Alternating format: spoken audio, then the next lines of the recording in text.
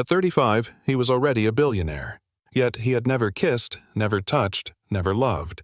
He chose coldness as his shield, chose solitude over heartbreak, and to save his company, the creation he cherished more than anything, he agreed to a marriage without love. His wife, a woman he barely knew. 2 years passed inside the same lavish mansion, but they lived like strangers. No touch, no lingering conversations, only silent dinners, frozen hallways, and separate rooms. But fate has a way of striking when least expected. In just one night, a single, unplanned moment shattered the walls of ice he had built his entire life. That night, he realized intimacy could rescue him, or destroy them both. Have you ever wondered, if it were you, would you step into the risky fire of closeness, or keep hiding in the safety of the cold? Come with me, and let's follow where this story leads. Sterling Hale was 35 years old, a man whose name carried weight in every boardroom from Silicon Valley to Wall Street. He built an empire out of vision and code, a company that reshaped how millions lived and worked. Reporters called him brilliant, unstoppable, a genius wrapped in steel. In photographs, he stood flawless in tailored suits. Headlines painted him as power itself. Shareholders worshipped his calm. Competitors feared his precision. To the world, he seemed untouchable, a fortress of discipline. But inside the marble walls of his mansion, Sterling lived in silence. No whispers of affection, no late-night laughter, no hand reaching for his own. He had never dated, never kissed, never allowed anyone too close. To him, emotions were liabilities. Attachment was weakness. Each day was scheduled to the minute, carved into numbers and reports. Nights were no different. His penthouse in Manhattan and his estate in the Hamptons echoed with emptiness. He had everything money could buy: jets, estates, art, yet nothing to soften the weight pressing on his chest. Sterling Hale, the billionaire of ice and iron. Everyone knew his success. No one knew his loneliness. Selena Ward was born into expectation. Her father, a respected senator in Washington, D.C., moved quietly among power. Her mother, a professor at Howard University, raised her with books, discipline, and unshakable poise. Selena grew up in halls of debate and polished speeches, trained to carry herself with grace even when her heart felt heavy. She was intelligent, refined, and beautiful, but her path had been mapped long before she could choose. At home, love was seldom mentioned. Duty mattered more. Marriage was explained not as a dream, but as a responsibility. She learned early that alliances outlived emotions. By her 20s, she had mastered every social expectation: the careful smile, the practiced nod, the quiet dignity of a woman bred for legacy. Yet, beneath the elegance, a softer truth lived inside her. Selena longed to be seen, not as an image, not as a senator's daughter, but as a woman with dreams of her own. When whispers began about joining the Ward name with the Hale fortune, her family praised it as destiny.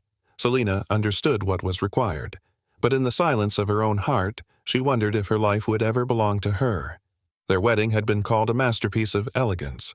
Sterling Hale in a black tuxedo, Selena Ward in silk that shimmered under cathedral lights. Guests whispered about the brilliance of two families joining forces: a senator's daughter, a billionaire of technology. Power tied to power. The newspapers printed words like visionary union. Society praised the merger of names, as though marriage was another deal struck across a table. Cameras flashed. Smiles were rehearsed. The applause thundered. Yet, beneath the sparkle of crystal glasses and polished speeches, silence lived. There were no vows whispered from the heart, no kiss carrying devotion. Only signatures on paper, only hands shaking like businessmen sealing a contract. Selena walked out of the church on the arm of a husband who had never once held her hand by choice. Sterling stood tall, expression unreadable, as though this day was no more than another transaction completed. The world saw a triumph. She felt the emptiness settle inside her chest. Marriage had given her a new name, a mansion, and the illusion of perfection, but not the one thing she longed for most: love. The Cross estate stretched wide across the Hamptons, stone walls rising against the sea breeze. It looked like a palace, but to Selena it felt like exile. Sterling took the west wing. Selena was placed in the east. Entire hallways of polished marble separated them. The mansion had been designed like two different worlds under one roof. Some nights she walked through endless corridors, hearing only the echo of her own footsteps. Doors stayed closed. Lights glowed in distant rooms where she was never invited. On paper, they lived together. In truth, they passed each other like shadows. If they met at all, it was at the long dining table, a gulf of silence stretching between them. The house was breathtaking to visitors. To them, it was emptiness built in stone. Sterling buried himself in the West Wing, behind locked doors and glowing screens. Selena returned to her wing, reading in libraries, writing in journals, waiting for footsteps that never came. They lived as strangers who shared the same address. 2 wings, 2 lives, joined only by duty. Morning followed morning. Night bled into night. Their lives fell into a rhythm of absence. At public galas, they appeared flawless. Sterling offered his arm. Selena smiled at cameras. Photographers captured the image of a powerful couple. Whispers called them perfect, enviable, untouchable. But once the doors closed and the guests were gone, silence reclaimed the house. The glamour dissolved, leaving only 2 people moving through different rooms, never colliding. Dinner was served each evening at the same long table. Sterling focused on his plate. Selena answered with silence. Some nights they did not speak at all. Some nights they did not even look up. Selena poured herself into charity work, launching programs for children and education. Sterling lost himself in quarterly reports, endless meetings, screens that glowed deep into the night. To the outside world, they were success embodied. Behind the walls, they were emptiness personified. With each passing week, Selena grew more practiced at the role of the invisible wife. Elegant, composed, smiling when duty demanded. And each time she lay in her empty bed, she whispered the same question into the dark. How long can a heart survive without being seen? Rain hammered against the tall windows, streaking glass like restless tears. Thunder rolled across the Hamptons coast, shaking the silence of the estate. Selena sat at the piano in the East Wing, her fingers resting on keys she did not play. The house felt heavier than usual, as if the storm outside had seeped through the walls. The front door opened with a sharp click. Sterling entered, rain dripping from his black suit, dark hair pressed flat against his forehead. For once he looked less like a man of steel and more like someone touched by the night. Their eyes met across the wide music room. For 2 years they had passed like strangers, barely speaking, never lingering. But now he looked at her and did not turn away. "Selena," he said. Just her name, but it carried a tremor. She froze, her heart pressing against her ribs. "You're home early," she answered, her voice unsteady. He stepped closer. The storm rattled the glass behind them, echoing the storm rising inside. For the first time, something in the silence broke. Sterling stood only a few feet away, water dripping from his sleeve onto the polished floor. He seemed uncertain, as though crossing a line he had drawn himself. His hand lifted slowly, trembling, before falling gently against her wrist. The touch was barely there, lighter than breath, but it struck through her like lightning. Selena's eyes widened, her pulse racing, yet she did not pull away. His fingers lingered, then traced up her arm, stopping at her shoulder. She felt the warmth of him through the thin fabric of her dress. Every nerve in her body screamed awake, every breath tangled with the storm outside. For 2 years she had imagined this moment in silence, only to find reality sharper, heavier. Sterling, the man who ruled boardrooms and bent markets to his will, now looked unguarded. His control faltered. His composure cracked. He did not retreat. Neither did she. The distance between them dissolved, leaving only a fragile space charged with everything they had both denied. Sterling's hand rose to her face, thumb brushing along her cheekbone. Selena's lips parted, breath caught in her throat. The room seemed to hold its breath with her. When his mouth met hers, it was hesitant, almost a question. Years of silence shattered in that single touch. The kiss deepened, urgency rising, restraint dissolving. His arms pulled her close, hers circled his neck, desperate as if afraid the moment might vanish. The storm outside raged, wind pressing against the glass, but inside another storm broke free. For the first time since their wedding, the walls between them cracked open. Selena felt the truth in his trembling hands, the hunger buried beneath his silence. She answered with equal need, with the longing of 2 years locked inside her chest. When at last their lips parted, their foreheads leaned together, breathless. In his eyes she saw fear, wonder, and something that could no longer be hidden. That night, for the first time, they did not live as strangers. Sunlight crept through pale curtains, soft against tangled sheets. Selena stirred, her body still aching with the memory of his touch. For the first time in years, warmth lay beside her. She turned, hopeful. Sterling was already dressed, his back rigid, his hand pressed to his knee. The air around him was colder than the night before. "Sterling," she whispered, wrapping the sheet around her chest. He flinched, only slightly, but enough. "I have to go to work," he said, voice clipped. Her heart tightened.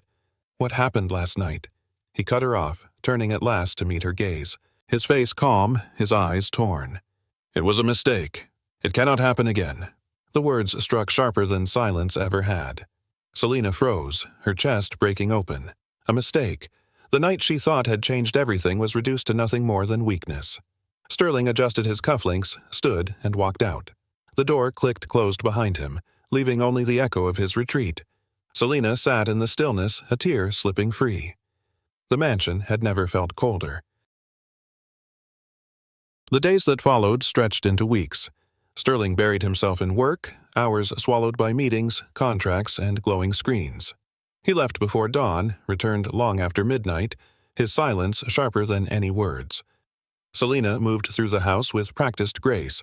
She hosted charity events, raised funds for schools, spoke with polished ease to reporters. Cameras captured her poise, her elegance, her quiet smile. No one saw the fracture beneath it. At night, when the lights dimmed and the guests were gone, she returned to her empty bed. She stared at the ceiling, listening for footsteps she knew would not come.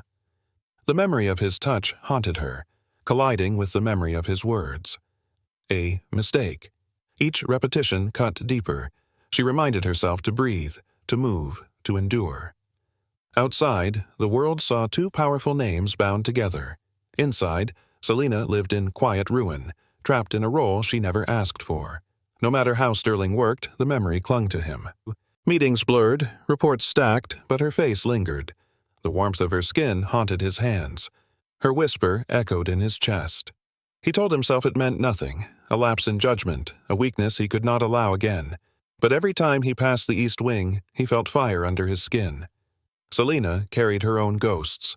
The staircase where his hand had brushed hers. The piano where he first said her name. The doorway to her room, now heavy with the echo of his presence. She tried to drown the memories in books, in charity work, in long hours of reading. Yet her heart betrayed her each time she heard his footsteps. Each glance at the dinner table, each silence between them, reminded her of what they had touched and lost. The mansion no longer felt empty. It felt haunted, charged with shadows of that night. The silence between them grew thicker, no longer hollow but alive with what they refused to speak. Their second anniversary passed without a word. No celebration, no acknowledgement, only an invitation left on Selena's dressing table. A gala hosted by Hale Technologies in Manhattan. She dressed in navy silk, her hair pinned with deliberate care. When she stepped into the foyer, Sterling was waiting in a black tuxedo, his gaze pausing on her for a fraction longer than usual. "You look elegant," he said, voice measured. She answered softly, "Thank you." The ride into the city was quiet, heavy with words unsaid. At the venue, chandeliers glittered overhead, cameras flashed as they entered together. To the world, they were flawless, the image of wealth and power entwined. Selena smiled when expected. Sterling placed a guiding hand on her back. Photographers caught every angle. To outsiders, they seemed the perfect couple. But beneath the glamour, truth pressed hard. Selena felt the weight of a wound still open. Sterling fought the memory of lips he had tried to forget. They moved through this crowd as actors, masks secure, hearts trembling beneath. In the reflection of crystal and champagne, the world saw a vision of success. Neither of them saw anything but the distance they could not escape. The gala pulsed with music and chatter, chandeliers scattering light across polished marble. Selena drifted through the crowd with quiet poise, her navy gown flowing like water. That was when Ethan Ward appeared. Mid-30s, sharp in his tailored suit, with a smile too smooth to be harmless.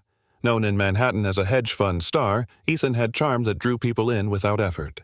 "Mrs. Hale," he said warmly, extending his hand. Selena accepted, polite, graceful, her expression measured. He leaned in with practiced ease, asking about her charity work, complimenting her presence. Sterling stood across the room, a glass of champagne in hand. His jaw flexed, his gaze fixed on them. To the world, he seemed calm. Inside, something twisted, sharp and hot. Ethan's hand brushed Selena's arm as he spoke, casual yet lingering. Selena's smile was faint, cautious, but still a smile. Sterling's chest tightened. For the first time in years, the distance between them burned. From across the ballroom, Sterling watched. Ethan leaned close, whispering something into Selena's ear. She laughed softly, the sound light, rare, and it cut through him like glass. Her lips curved in a smile, not wide but real enough. Sterling's grip on the glass tightened until his knuckles whitened. The stem threatened to snap under his hand. To everyone else it was nothing, just polite conversation between a woman and a charming guest. To Sterling, it was unbearable. That smile had never been his, not once in 2 years of marriage. The music swelled, guests moved, cameras flashed, but all Sterling saw was her smile given to another man. His pulse hammered, his vision narrowed, the room dissolving into a single scene he could not endure. He set the glass down too hard, the sharp sound cutting into the music. Ethan's words continued. Selena's laughter flickered again. Sterling's restraint cracked, jealousy rising like fire through ice. Sterling crossed the ballroom with deliberate steps. His presence alone silenced conversation, the crowd parting as he neared. Ethan straightened, surprised, but his confident smile did not falter. Sterling stopped at Selena's side, his gaze locked on her, sharp and unyielding. His voice was low, almost commanding. "We're leaving." Selena blinked, taken aback. "It's only 10, she replied softly, though her eyes searched his face. "I've had enough of the spotlight," Sterling said, his tone carrying more weight than the words themselves. His gaze flicked once at Ethan, cold and final. Ethan chuckled lightly, lifting his glass. "Don't worry, Hale. I'll keep her company." The air between them froze. Sterling's jaw tightened, a muscle ticking as he fought to contain the storm beneath his calm surface. "That won't be necessary," he said. Selena glanced between the two men, the tension pressing against her chest. She gave Ethan a polite smile, then turned toward Sterling. "Of course," she said. The ride home would not be quiet. The silence already waiting carried a charge neither of them could ignore. The car ride home was thick with silence, the city lights flashing past the windows. Sterling sat rigid, his jaw set, his eyes fixed on the dark glass. Selena folded her hands in her lap, her pulse still racing. At the base of the staircase, she stopped and turned. Her voice was sharp but steady. "You don't get to do that," she said. "You don't get to pull me away like a jealous husband when you once called me a mistake." Sterling froze mid-step. The words struck him harder than any blow, his breath caught, his composure cracking. Selena's gaze held firm. "You shut me out for 2 years. You gave me nothing, and now you act as if I belong to you?" He turned at last, his eyes darker than she had ever seen. His voice broke through clenched teeth. "You think I don't know what I've done?" The silence stretched, heavy and raw. For the first time, the man of iron looked ready to shatter. Sterling pressed a hand to the banister, as though holding himself up. His chest rose and fell, unsteady. "I tried to bury it," he said, voice rough. "I told myself it was nothing. That night meant nothing." He stopped, eyes flickering to hers, desperate and conflicted. "But every time I see you," his voice lowered, trembling, "every time another man stands too close, He cut himself short, unable to continue. Selena's heart pounded in her chest. She waited, but the silence returned, stretching between them like a wall. Her chin lifted. "Say it," she demanded softly. "If there's something left inside you, stop hiding behind silence." Sterling looked at her, his hand flexing at his side, restless, searching for words. The mask he had worn for years was breaking, piece by piece. At last he whispered, "I can't stop thinking about you." The words were raw, almost fragile, as though admitting them left him defenseless. Selena's breath shook. Sterling's voice rose again, no longer restrained. "I don't want to feel this," he said, stepping closer, his eyes burning. "I don't want to care, but I can't stop. I'm obsessed with you, Selena. Obsessed." He pressed a hand against the wall as if the weight of his own admission crushed him. "I walk past your door and it feels like fire under my skin. I hear your voice in my head when I try to sleep. I look at you, and everything I built, everything I swore I'd control, falls apart." His composure collapsed completely. His chest heaved, his hands shook, his gaze pleaded. "You ruined me just by existing in the same room." Selena's lips parted, stunned. For the first time she saw him stripped bare, not the billionaire, not the man of power, but someone trembling with the truth he could no longer hide. The fortress of steel had finally broken. The air between them throbbed with tension. Neither moved at first, afraid one wrong step would shatter what had just been laid bare. Selena's eyes glistened, her heart torn between hurt and hope. She could walk away, guard what little strength she had left. Or she could step closer, risk being wounded again. Her breath shook as she chose. Slowly, she reached out, her hand brushing his sleeve. Sterling caught her fingers instantly, gripping as if they were the only thing keeping him alive. His eyes closed for a moment, the relief almost breaking him. Selena said nothing. She didn't need to. The touch spoke louder than any vow. The silence shifted. It was no longer cold or empty. It was fragile, trembling, but alive. For the first time in 2 years, they were not strangers bound by paper. They were two people standing on the edge of something real, terrifying, uncertain, but real. Selena's hand stayed in his. That alone was her answer. The tension broke like glass. Sterling pulled her closer, no hesitation this time. His lips found hers, not as an accident, not as weakness, but as choice. Selena answered with equal force, her arms wrapping around him as though to anchor them both. The kiss was deep, steady, carrying the weight of years they had lost. This time there was no retreat, no denial. His hands trembled but did not let go. They moved together through the hall, every step an unspoken vow. The cold mansion, long a prison, seemed to awaken with the sound of their hearts. When he laid her down, there was no urgency to escape loneliness. There was reverence. Each touch was deliberate, each breath a confession of what he had finally admitted. For the first time, they belonged to each other, not as strangers forced into duty, but as man and wife choosing the same path. The morning after was different. Sterling did not vanish behind locked doors. He lingered at the table, coffee cooling in his hand. Selena poured her tea, surprised to find his eyes on her. He asked about her book. She answered carefully. Then, unexpectedly, he spoke again, something about the board's latest chaos. The words were simple, but they filled the silence with something new. That evening, instead of eating in silence, he stayed long enough to remark on the garden she had insisted on planting.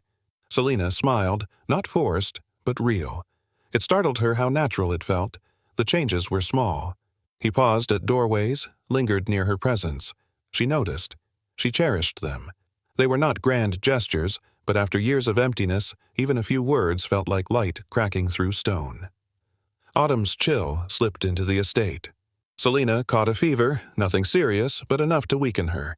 She curled on the library sofa with a blanket, a book slipping from her fingers. Sterling found her there.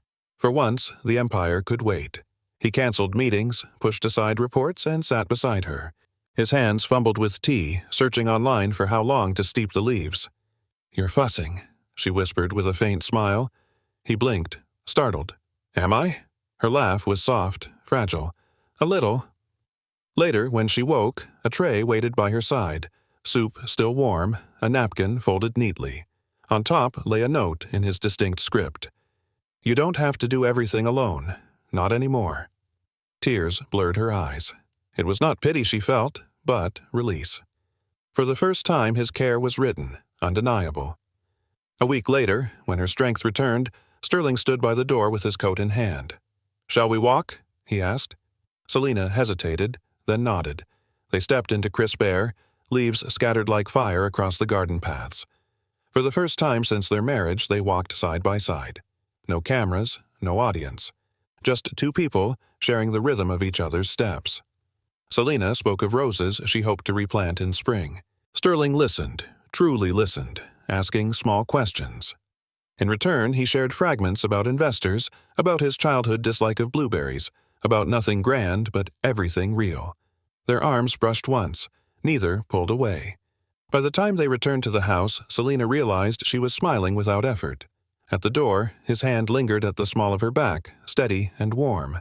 It was ordinary, and yet it was more intimate than any gala they had ever attended.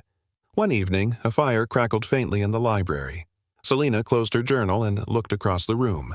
Sterling stood near the shelves, gaze fixed on the rows of books. "You're quieter than usual," she said gently. He exhaled, slow, heavy. I used to think being cold was strength. His voice was low, almost to himself. Distance kept me safe. No one could hurt me if no one got close. Selena's throat tightened. She waited. But I see now, he continued, finally lifting his eyes to hers. It wasn't strength. It was loneliness dressed up as control. The words fell between them, fragile, but true. Her voice trembled as she answered, "You don't have to carry it anymore."